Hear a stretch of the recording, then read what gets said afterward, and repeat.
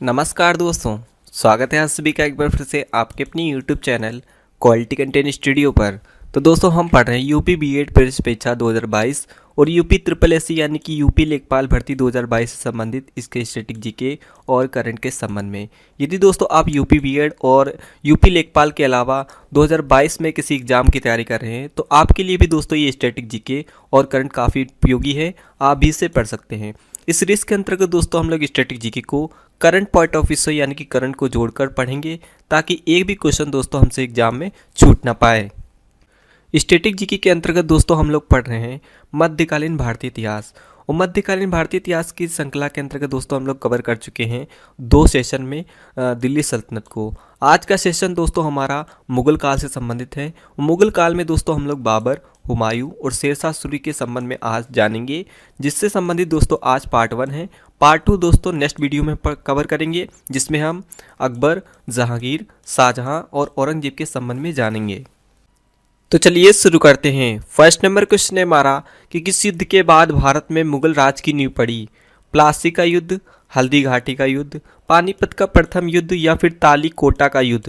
तो इसका सही आंसर हो जाएगा दोस्तों ऑप्शन नंबर सी, पानीपत के प्रथम युद्ध के बाद दोस्तों भारत में मुगल राज की नींव डाली थी बाबर ने। पानीपत का प्रथम युद्ध हुआ था दोस्तों 1526 ईस्वी में इब्राहिम लोदी और बाबर के मध्य, जिसमें दोस्तों इब्राहिम लोदी मारा गया था। सेकेंड नंबर क्वेश्चन है हमारा कि बाबर को भारत पर आक्रमण करने के लिए किसने आमंत्रित नहीं किया था? दौलत खान ने, आलम खान ने, आसफ खान ने या फिर राणा सांगा ने? तो इसका सही आंसर हो जाएगा दोस्तों option number C, Asaf Khan ने दोस्तों बाबर को आमंत्रित नहीं किया था भारत पर आक्रमण करने के लिए। बाबर को दोस्तों इब्राहिम लोदी के विरुद्ध आक्रमण करने के लिए दौलत खां, आलम खां और राणा सांगा ने तीनों ने मिलकर बाबर को आमंत्रित किया था राणा सांगा के विरुद्ध आक्रमण करने के लिए। थर्ड नंबर क्वेश्चन है हमारा कि पानीपत का प्रथम युद्ध हुआ था 6 मई 1526 ईस्वी को, 29 अप्रैल 1526 ईस्वी को, 22 जून 1526 ईस्वी को या फिर 21 अप्रैल 1526 ईस्वी को? तो इसका सही आंसर हो जाएगा दोस्तों 21 अप्रैल 1526 ईस्वी को पानीपत का प्रथम युद्ध बाबर और इब्राहिम लोदी के मध्य हुआ था, जिसमें दोस्तों बाबर विजयी हुआ था। फोर्थ नंबर क्वेश्चन है हमारा कि भारत का प्रथम मुगल शासक किसे कहा जाता है? तो इसका सही आंसर हो जाएगा दोस्तों ऑप्शन नंबर बी, भारत में दोस्तों बाबर ने मुगल राज की नींव डाली थी और मुगल का प्रथम शासक दोस्तों बाबर ही माना जाता है। 5 नंबर क्वेश्चन है हमारा कि बाबर का वास्तविक नाम क्या था? तो इसका सही आंसर हो जाएगा दोस्तों option number D, Zahiruddin Muhammad Babar दोस्तों बाबर का वास्तविक नाम या बाबर का पूरा नाम था। 6 नंबर क्वेश्चन है हमारा कि बाबर की आत्मकथा बाबरनामा किस भाषा में लिखी गई थी? अफगानी, तुर्की, फारसी या फिर उर्दू? तो इसका सही आंसर हो जाएगा दोस्तों ऑप्शन नंबर बी, तुर्की भाषा में दोस्तों बाबर ने अपनी आत्मकथा बाबरनामा के नाम से लिखी थी। 7 नंबर क्वेश्चन है हमारा कि निम्न में से कौन सा युग्म सही नहीं है? तो एक तरफ दोस्तों युद्ध दिए गए हैं और दूसरी तरफ उससे संबंधित वर्ष दिया गया है। तो खानवा का युद्ध दोस्तों हुआ था 16 मार्च 1527 ईस्वी को, ये ऑप्शन दोस्तों सही है। घाघरा का युद्ध दोस्तों 6 मई 1529 ईस्वी को हुआ था, ये भी ऑप्शन सही है। चंदेली का युद्ध दोस्तों हुआ था 29 जनवरी 1528 ईस्वी को, ये भी ऑप्शन सही है। तो इसका सही आंसर हो जाएगा ऑप्शन नंबर डी। पानीपत का प्रथम युद्ध दोस्तों 21 अप्रैल को तो जरूर हुआ था, लेकिन 1576 ईस्वी को नहीं बल्कि 1526 ईस्वी को पानीपत का प्रथम युद्ध हुआ था बाबर और इब्राहिम लोदी के मध्य। 8 नंबर क्वेश्चन है हमारा कि निम्नलिखित में से किसने पहली बार युद्ध में तोपखानों का प्रयोग किया था?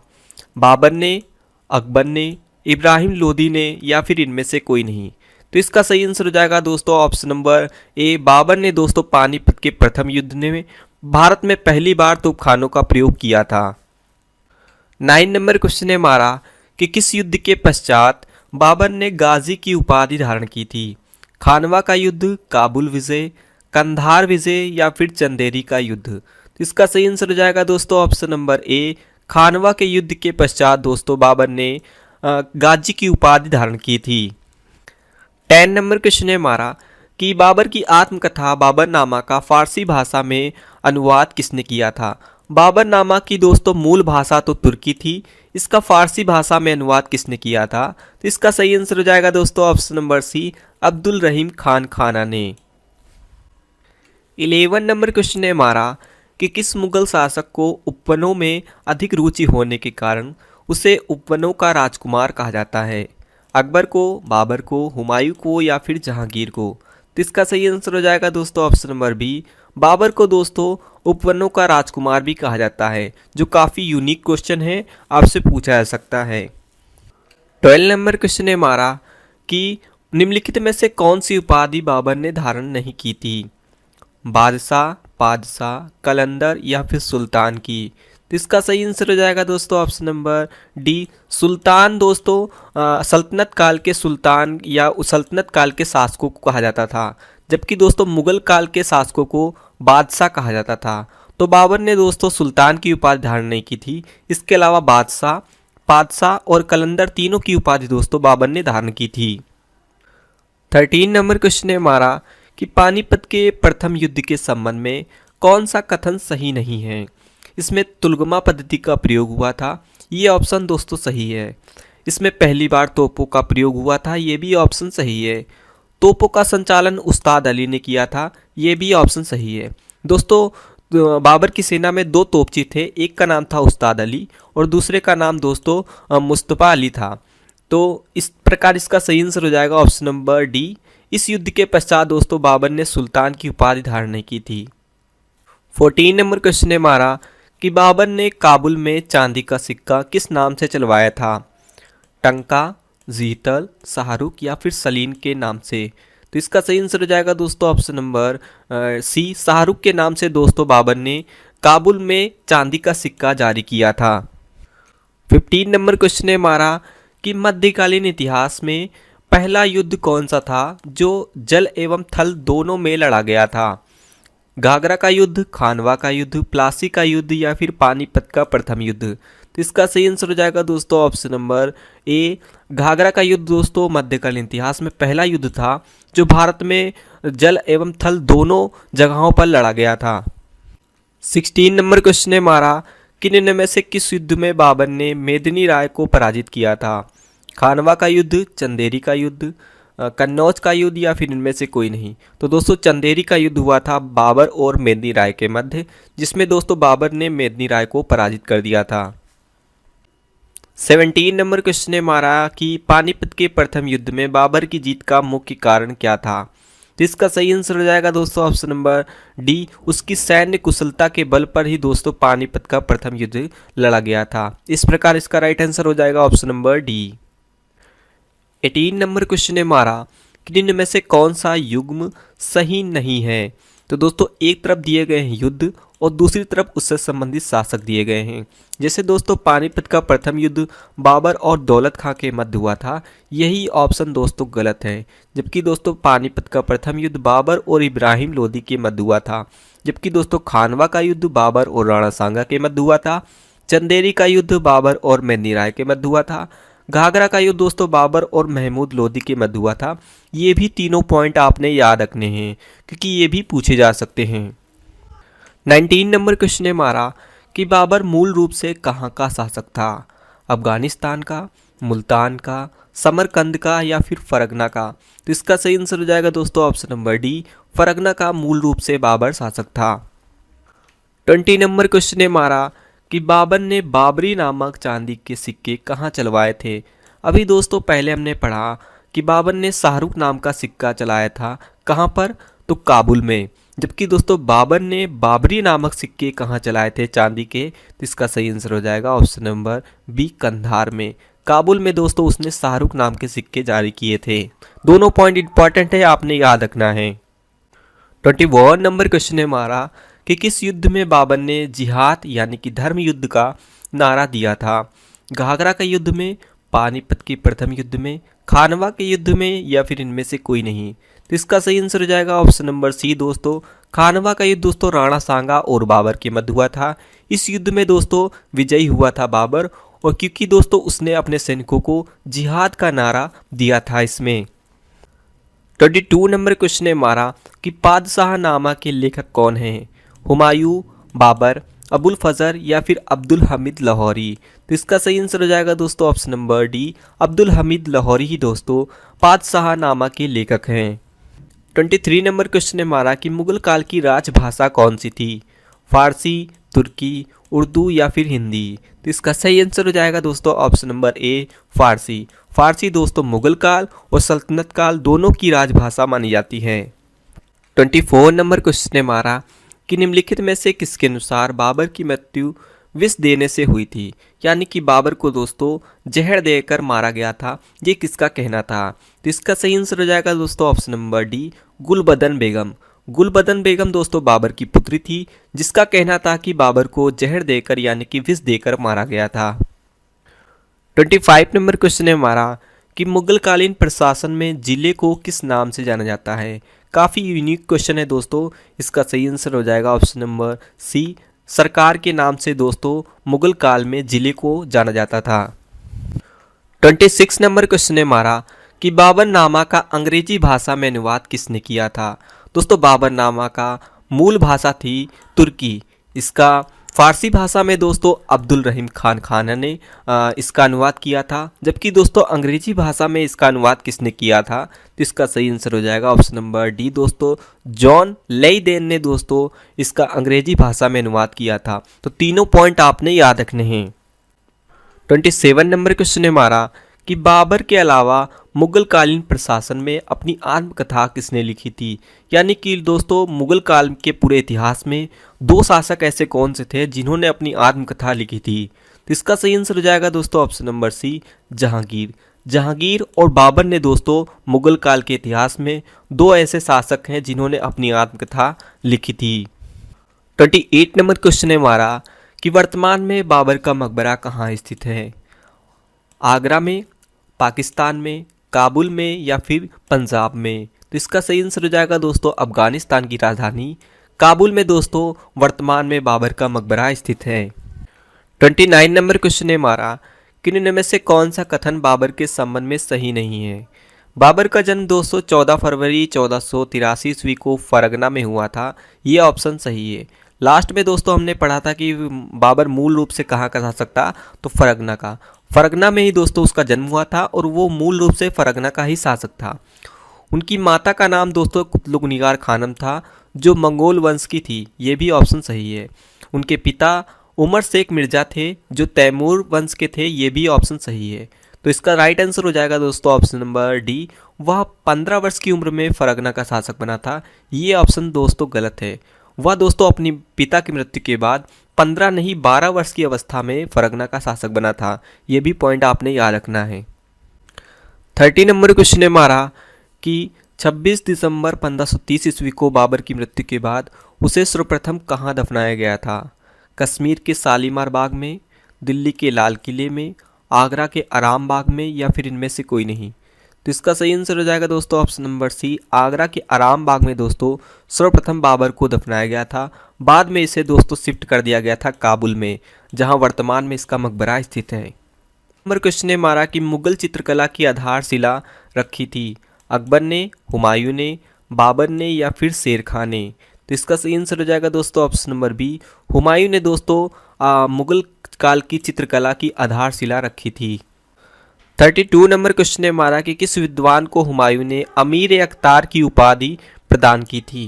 तो इसका सही आंसर हो जाएगा दोस्तों ऑप्शन नंबर डी, ख्वाद मीर दोस्तों हुमायूं के दरबारी विद्वान थे, जिनको दोस्तों हुमायूं ने अमीर अख्तार की उपाधि प्रदान की थी।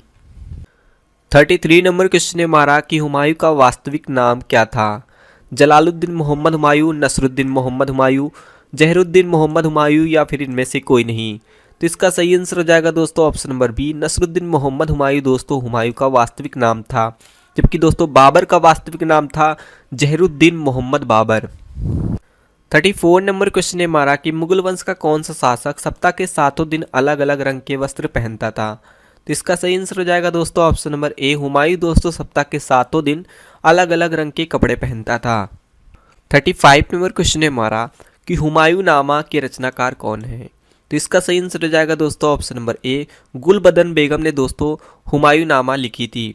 गुलबदन बेगम दोस्तों बाबर की पुत्री यानी कि हुमायूं की बहन थी। बाबर का पुत्र था दोस्तों हुमायूं। 36 नंबर क्वेश्चन ने मारा कि किस मुगल शासक ने 2 बार दिल्ली में अपना शासन स्थापित किया था। तो इसका सही आंसर हो जाएगा दोस्तों ऑप्शन नंबर बी, हुमायूं ने दोस्तों दिल्ली में 2 बार अपना शासन स्थापित किया था। 37 नंबर क्वेश्चन ने मारा कि हुमायूं का मकबरा कहाँ स्थित है, सासाराम में, दिल्ली में, आगरा में या फिर काबुल में। तो इसका सही आंसर हो जाएगा दोस्तों ऑप्शन नंबर बी, हुमायूं का मकबरा दोस्तों दिल्ली में स्थित है, जबकि दोस्तों बाबर का मकबरा काबुल में वर्तमान में स्थित है।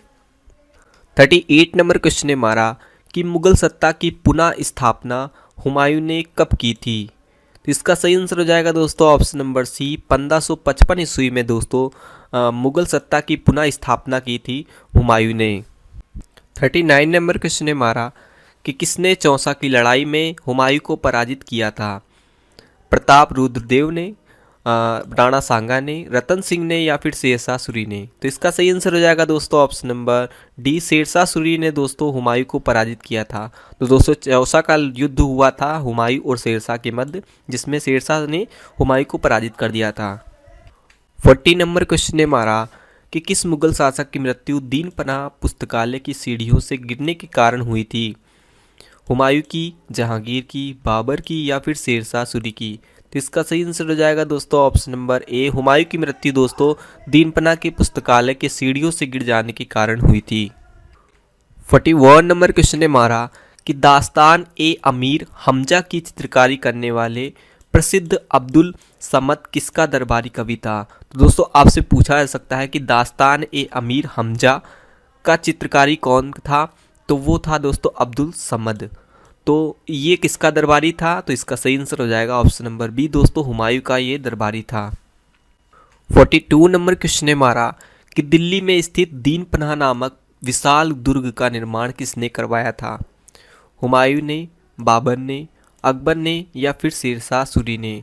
तो इसका सही आंसर हो जाएगा दोस्तों ऑप्शन नंबर ए, हुमायूं ने ही दोस्तों दीन पनाह नामक विशाल दुर्ग का निर्माण करवाया था। ये स्थित है दिल्ली में, इसी से गिरकर ही दोस्तों हुमायूं की मृत्यु हो गई थी, इसकी सीढ़ियों से गिरने के कारण। 43 नंबर क्वेश्चन ने मारा कि दिल्ली के पुराने किले का निर्माण किस मुगल शासक के शासनकाल में हुआ था। तो यहाँ पर दोस्तों 2 प्रकार के क्वेश्चन पूछे जाते हैं। एक तो क्वेश्चन पूछा जाता है कि दिल्ली के पुराने किले का निर्माण किस मुगल शासक के शासनकाल में हुआ था, तो इसका सही आंसर हो जाएगा दोस्तों ऑप्शन नंबर ए, हुमायूं के शासनकाल में।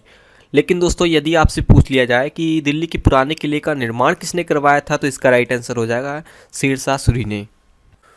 45 नंबर क्वेश्चन ने मारा कि भारत में सर्वप्रथम किस मकबरे में 4 बाग शैली का प्रयोग किया गया था, बाबर के मकबरे में, हुमायूं के मकबरे में, जहांगीर के मकबरे में या फिर अकबर के मकबरे में। तो इसका सही आंसर हो जाएगा दोस्तों ऑप्शन नंबर बी, हुमायूं के मकबरे में दोस्तों सर्वप्रथम 4 बाग शैली का प्रयोग किया गया था। 46 नंबर क्वेश्चन ने मारा कि दिल्ली में स्थित कौन सा ऐतिहासिक स्मारक भारतीय तथा फारसी वास्तुकला शैली का उदाहरण है, कुतुब मीनार, अलाई दरवाज़ा, लाल किला या फिर हुमायूं का मकबरा। तो इसका सही आंसर हो जाएगा दोस्तों ऑप्शन नंबर डी, हुमायूं का मकबरा दोस्तों भारत में भारतीय और फारसी वास्तुकला शैली का उदाहरण माना जाता है। 47 नंबर क्वेश्चन ने मारा कि निम्न में से हुमायूं के मकबरे की विशेषता नहीं है। तो दोस्तों हुमायूं के मकबरे से कई प्रकार के क्वेश्चन पूछे जाते हैं, जैसे कि यह ताजमहल के पूर्ण रूप जैसा प्रतीत होता है, ये ऑप्शन दोस्तों सही है। हुमायूं का मकबरा दोस्तों ताजमहल का पूर्वगामी कहा जाता है, यानी कि उसका पूर्ण रूप जैसा दिखाई देता है। भारत का पहला गुंबद वाला मकबरा दोस्तों हुमायूं का मकबरा है, यह भी ऑप्शन सही है। यह आगरा में स्थित है, यह ऑप्शन दोस्तों गलत है। हुमायूं का मकबरा दोस्तों आगरा में नहीं बल्कि दिल्ली में स्थित है। इस मकबरे में दोस्तों 4 बाग शैली का प्रयोग किया गया है, ये भी ऑप्शन सही है। तो तीनों पॉइंट दोस्तों आपने याद रखने हैं क्योंकि ये भी पूछे जा सकते हैं। 48 नंबर क्वेश्चन है हमारा कि किस इतिहासकार ने हुमायूं के दुर्भाग्य पर लिखा है कि वह जीवन भर ठोकरें खाता रहा और ठोकर खाकर ही उसके जीवन का अंत हो गया। तो इसका सही आंसर हो जाएगा दोस्तों ऑप्शन नंबर बी, यह लिखा है दोस्तों लेलपुल इतिहासकार ने। लेलपुल के इस कथन का दोस्तों तात्पर्य यह है क्योंकि दोस्तों आपको पता होगा कि अंत तक दोस्तों हुमायूं शेरशाह सूरी से संघर्ष करता रहा और अंत में दोस्तों दीनपना नामक पुस्तकालय से वह ठोकर खाकर ही उसके जीवन का अंत हो गया था, क्योंकि वो उसके सीढ़ियों से गिर जाने के कारण ही उसकी मृत्यु हो गई थी। तो इस कथन का दोस्तों सेंस यह है। 49 नंबर क्वेश्चन ने मारा कि हुमायूं के मकबरे का निर्माण किसने करवाया था, जो शायद हम पहले भी क्वेश्चन डिस्कस कर चुके हैं। इसका सही आंसर हो जाएगा ऑप्शन नंबर ए दोस्तों, गुलबदन बेगम, जो उसकी बहन थी। उसी ने दोस्तों हुमायूं के मकबरे का निर्माण करवाया था। 50 नंबर क्वेश्चन ने मारा कि शेरशाह सूरी के बचपन का नाम क्या था, मुरीद, फरीद, मलिक या फिर गाजी। तो इसका सही आंसर हो जाएगा दोस्तों ऑप्शन नंबर बी, फरीद दोस्तों शेरशाह सूरी के बचपन का नाम था। 51 नंबर क्वेश्चन ने मारा कि सूरवंश का संस्थापक कौन था, शेरशाह सूरी, हसन खां, आदिल खां या फिर बहार खां। तो इसका सही आंसर हो जाएगा दोस्तों ऑप्शन नंबर ए, सूरवंश का संस्थापक दोस्तों शेरशाह सूरी था, जिसका वास्तविक नाम फरीद था। 52 नंबर क्वेश्चन ने मारा कि शेरशाह ने 1541 ईस्वी में पाटलिपुत्र को किस शहर के रूप में स्थापित किया था, बिहार, जौनपुर, पटना या फिर इनमें से कोई नहीं। तो इसका सही आंसर हो जाएगा दोस्तों option number C, Patna. Sher Shah Suri ने दोस्तों पटना की स्थापना की थी। पटना का पूर्ण नाम दोस्तों पाटलिपुत्र था और पाटलिपुत्र का नाम बदलकर दोस्तों पटना रखा था 1541 ईस्वी में, किसने, शेरशाह सूरी ने। 53 नंबर क्वेश्चन ने हमारा कि दिल्ली के पुराने किले का निर्माण किसने करवाया था, जो कि हम पहले भी डिस्कस कर चुके हैं। इसका सही आंसर हो जाएगा दोस्तों option number A, Sher Shah Suri ने। शेरशाह सूरी ने दोस्तों पुराने किले का निर्माण करवाया था, जबकि दोस्तों पुराने किले का निर्माण किसके शासनकाल में हुआ था, तो हुमायूं के शासनकाल में। 54 नंबर क्वेश्चन ने मारा कि शेरशाह के प्रशासन व्यवस्था में गुप्तचर विभाग का शीर्ष अधिकारी क्या कहलाता था, यानी कि दोस्तों गुप्तचर विभाग का जो सबसे बड़ा हेड होता था उसे क्या कहते थे। तो इसका सही आंसर हो जाएगा दोस्तों ऑप्शन नंबर ए, बरीद ए मुमालिक के नाम से वो जाना जाता था। 55 नंबर क्वेश्चन ने मारा कि इनमें से कौन सा युग्म शेरशाह के प्रशासनिक अधिकारियों के संबंध में सही नहीं है। तो दोस्तों एक तरफ उनसे संबंधित पद दिए गए हैं और दूसरी तरफ उन अधिकारियों के नाम दिए गए हैं, जैसे कि दीवान ए रसालत दोस्तों विदेश मंत्री को कहा जाता था, ये ऑप्शन सही है। शेरशाह के प्रशासन व्यवस्था में दोस्तों दीवान ए रसालत कहा जाता था विदेश मंत्री को। इसी तरह दोस्तों दीवान ए आरिस दोस्तों सैन्य विभाग के प्रधान को कहा जाता था, ये भी ऑप्शन सही है। दीवान ए इंसा दोस्तों गुप्तचर विभाग के प्रधान को कहा जाता था, ये ऑप्शन दोस्तों गलत है। अभी दोस्तों हमने पढ़ा था कि गुप्तचर विभाग के प्रधान को बरीद ए मुबालिक कहा जाता था, ना कि दीवान ए इंसा। दीवान ए इंसा दोस्तों पत्रचारिता के प्रधान को कहा जाता था, यानी कि डाक विभाग के प्रधान को हम दीवान ए इंसा कह सकते हैं। दीवान ए वजारत दोस्तों लगान और राजस्व विभाग के प्रधान को कहा जाता था, ये भी ऑप्शन सही है। तो चारों पॉइंट दोस्तों इंपॉर्टेंट है, आपने याद रखना है।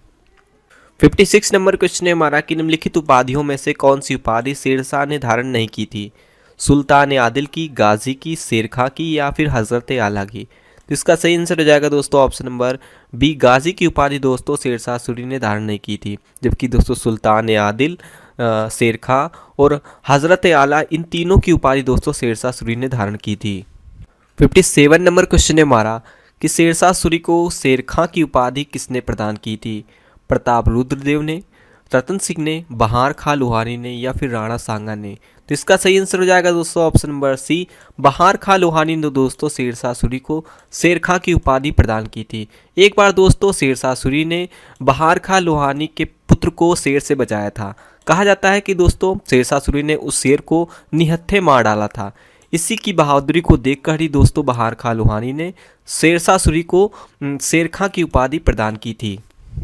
58 नंबर क्वेश्चन ने मारा कि शेरशाह द्वारा निर्मित किला एक कोहना मस्जिद कहाँ स्थित है, दिल्ली में, सासाराम में, पटना में या फिर आगरा में। तो इसका सही आंसर हो जाएगा दोस्तों ऑप्शन नंबर ए, दिल्ली में दोस्तों किला एक कोहना मस्जिद स्थित है, जो शेरशाह सूरी द्वारा बनवाई गई है। 59 नंबर क्वेश्चन ने मारा कि किस क्षेत्र के जीतने के उपरांत शेरशाह ने कहा था कि मुट्ठी भर बाजरे के लिए मैं पूरा हिंदुस्तान प्राय खो चुका होता। तो इसका सही आंसर हो जाएगा दोस्तों ऑप्शन नंबर बी, ये कहा था मारवाड़ विजय के उपरांत। क्योंकि दोस्तों जब मारवाड़ का अभियान शेरशाह सूरी ने किया था तो मारवाड़ के जो शासक थे उनके दो सेनापति बहुत शक्तिशाली थे। उनसे दोस्तों शेरशाह सूरी को वहाँ पर ऐसा भय हुआ था कि मैं शायद उनसे हार जाता। इसी के संबंध में दोस्तों शेरशाह ने कहा था कि मैं मारवाड़ के लिए प्राय अपने जीते गए पूरे हिंदुस्तान को खो चुका होता। 60 नंबर क्वेश्चन ने मारा कि किसका कथन है कि शेरशाह द्वारा निर्मित सड़क और सराय अफगान साम्राज्य की धमनियाँ थी, एडम स्मिथ, कानूनगो, ईश्वरी प्रसाद या फिर नेलपुल। तो इसका सही आंसर हो जाएगा दोस्तों ऑप्शन नंबर बी, यह कथन है कानूनगो का। 61 नंबर क्वेश्चन ने हमारा कि कानूनगो ने किस शासक के विषय में कहा था कि वह बाहर से मुस्लिम और अंदर से हिंदू था। तो इसका सही आंसर हो जाएगा दोस्तों option number C. Sher Shah Suri के संबंध में दोस्तों कानूनगो ने कहा था कि वह बाहर से मुस्लिम और अंदर से हिंदू था। 62 नंबर क्वेश्चन ने हमारा कि रोहतासगढ़ के किले का निर्माण किसने करवाया था। शेरशाह सूरी, अकबर, हुमायूं या फिर जहांगीर ने। तो इसका सही आंसर हो जाएगा रोहतासगढ़ के किले का निर्माण दोस्तों शेरशाह सूरी ने करवाया था। 63 नंबर क्वेश्चन ने हमारा कि शेरशाह के प्रशासन में फौजदार था, यानी कि किस अधिकारी को फौजदार कहा जाता था। तो इसका सही आंसर हो जाएगा दोस्तों कोष के अध्यक्ष जो होते थे उन्हें कोषाध्यक्ष कहा जाता है, उनके अधिकारियों को दोस्तों फौजदार कहा जाता था। 64 नंबर क्वेश्चन ने हमारा कि निम्न में से कौन सा कथन शेरशाह सूरी के संबंध में सही नहीं है। जैसे कि दोस्तों उसने यानी कि शेरशाह सूरी ने जीटी यानी कि ग्रांटक रोड का निर्माण करवाया था, ये ऑप्शन दोस्तों सही है। ग्रांटक रोड दोस्तों भारत में आज भी स्थित है। इस रोड का निर्माण शेरशाह सूरी ने ही करवाया था। उसने 1700 सराय बनवाई थी, ये भी ऑप्शन दोस्तों सही है। उसने तांबे के 180 ग्रेन के दाम नामक सिक्के चलवाए थे, ये ऑप्शन दोस्तों गलत है। उसने दाम नामक सिक्के जरूर चलवाए थे लेकिन वो 180 ग्रेन के नहीं थे बल्कि 380 ग्रेन के थे। तो इस प्रकार राइट आंसर इसका हो जाएगा ऑप्शन नंबर सी। जबकि दोस्तों उसने शेर सूर नगर की स्थापना भी की थी, ये भी ऑप्शन सही है। तो चारों पॉइंट दोस्तों आपने याद रखना है। 65 नंबर क्वेश्चन है हमारा कि शुद्ध चांदी का सिक्का रुपया सर्वप्रथम किसने शुरू किया था। जी दोस्तों आज का जो रुपया सिक्का चल रहा है उसकी शुरुआत किसने की थी। तो इसका सही आंसर हो जाएगा दोस्तों option number C. Sher Shah Suri ने दोस्तों रुपया नामक सिक्का जारी किया था। 66 नंबर क्वेश्चन है हमारा कि शेरशाह के शासनकाल में चांदी के रुपये और तांबे के दाम में क्या संबंध था। यानी कि दोस्तों जो चांदी का रुपया चलता था वो तांबे के दाम के रुपये के कितने बराबर होता था। तो इसका सही आंसर हो जाएगा दोस्तों ऑप्शन नंबर बी 1:64। यानी कि दोस्तों एक चांदी का सिक्का वो 64 तांबे के दाम के सिक्के के बराबर होता था। यदि दोस्तों आपसे इसका विपरीत पूछ लिया जाए, क्योंकि विपरीत करके भी क्वेश्चन पूछा गया है, आपसे पूछा जाएगा कि शेरशाह के शासनकाल में तांबे के दाम और चांदी के रुपये में क्या संबंध था, तो वो संबंध था दोस्तों 64:1। यानी कि एक चांदी का सिक्का या फिर 64 दाम के सिक्के वो एक चांदी के सिक्के के बराबर होते थे। तो दोनों तरह से क्वेश्चन पूछे जाते हैं। 67 नंबर क्वेश्चन है हमारा कि निम्न में से किस शासक ने सिक्कों पर अरबी और देवनागरी लिपि में अपना नाम खुदवाया। तो इसका सही आंसर हो जाएगा दोस्तों option number C. Sher Shah Suri ने दोस्तों सिक्के जारी किए थे, उसमें दोस्तों अरबी और देवनागरी लिपि में उसने अपना नाम खुदवाया था। 68 नंबर क्वेश्चन है हमारा कि शेरशाह सूरी के शासनकाल में टकसालों की संख्या थी 24, 25, 23 या फिर 26। तो इसका सही आंसर हो जाएगा दोस्तों ऑप्शन नंबर सी। 23 टकसालों की संख्या थी दोस्तों शेरशाह सूरी के शासनकाल में।